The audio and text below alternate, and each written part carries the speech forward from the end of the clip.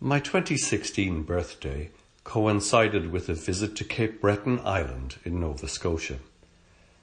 Long on my bucket list, I wanted to spend that birthday at the Fortress of Louisbourg, situated just 20 kilometres south of Sydney, the island's principal town.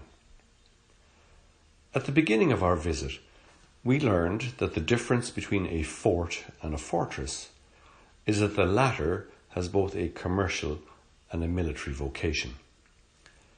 In the mid-18th century, Louisbourg was the third most important port on the North American continent, shipping cod to France, where the Catholic population consumed a lot of fish in observance of their faith.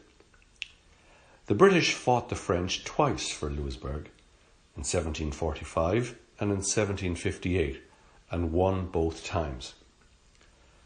After 1758, Halifax became the prime British port in the region, and Louisbourg essentially went to ruin. The slow process of revitalisation of the fortress began in earnest in 1928, when the federal government declared it to be a National Historic Site. In the 1960s, with the local coal and steel industries foundering, the government provided jobs by launching a project to create what became North America's largest historic reconstruction site. What we can visit today covers just 1/5 of the area of the original fortress. The other 80%, certainly worth a walk around, still in ruins. The reconstructed buildings and the costumed fortress dwellers faithfully depict life in the fortress in 1744, when the population was at its peak, just over 4,000 residents.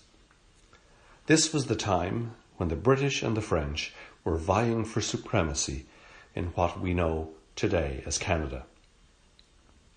There's even an Irish connection to this place, albeit tenuous. When the third Earl of Altamont, who held much land in County Mayo in Ireland, wished to build a new planned village on his land in 1795, he named it Louisbourg in honour of his uncle who had fought in the 1758 siege of the Nova Scotia fortress town. My maternal grandfather, after whom I'm named, grew up in Louisbourg, County Mayo. So I was delighted to learn that moves are afoot to twin the Irish and the Canadian villages of Louisbourg, hopefully in time for the 150th anniversary celebrations of Canada in 2017.